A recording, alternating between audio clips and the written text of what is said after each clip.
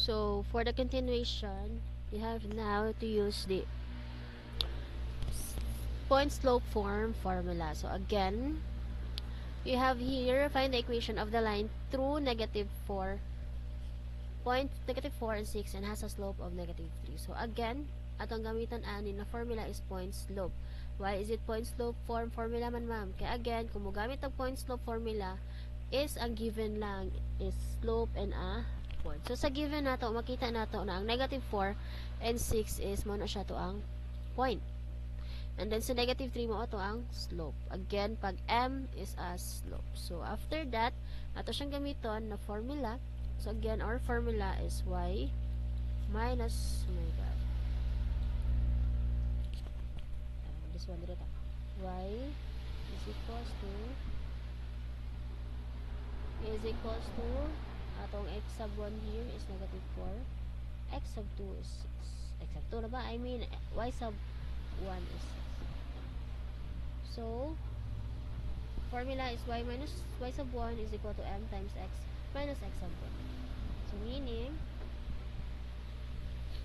y minus the x sub 1 is 6 is equal to slope na -3 times the x minus x sub 1 na -4. After ana, ato din siyang i-perform ng operation. So automatic diri sa tao na sa pikas, ato siyang i-FOIL method. So parang FOIL method, -3 times x is just equals to -3x and -3, no, ato pang i-perform ang yung operation di ay. So kung both negative ni siya, may mo na ning positive. So kung positive na siya, atong buhaton -3 times +4 is equal to -12 gihapon siya. -12. And after that, para mabilin si y, kaya kung mayon mo kitag point slope, y ang expected na equation. So y transpose kung i-transpose nato si -6, may mo siyang +6. So transpose plus 6. Dalagi diretso ha, kung siyang diretso, transpose si -6 sa bigas. So simplify. So y, so -3x wala siya kauban, so copy lang. -12 plus 6 is just equals to -6. So our final answer will be y is equal to -3x minus 6. Mana siya to ang equation na point and slope. So this one, ayon lang kana siya. So the answer is letter A. Napaisa ka way na makita, like makita ninyo, let's do the substitution. Kung mag-substitute ta, i-try na to tanan choices.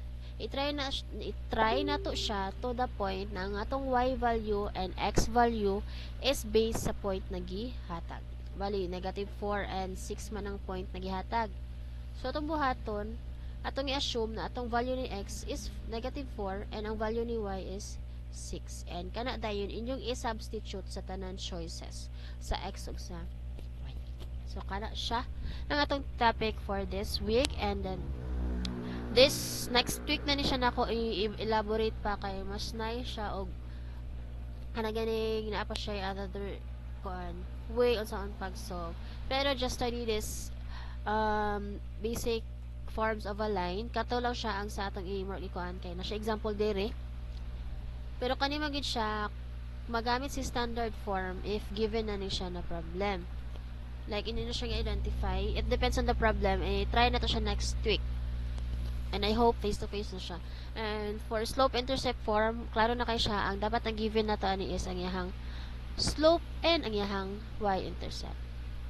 Dito lang sa takutob, and your activity and the LMS are accessible now. So you can answer it. And then this one, Pythagorean theorem, I will discuss this next week. Okay, more on solving na kay siya diri. So that's all. Thank you and have a nice day.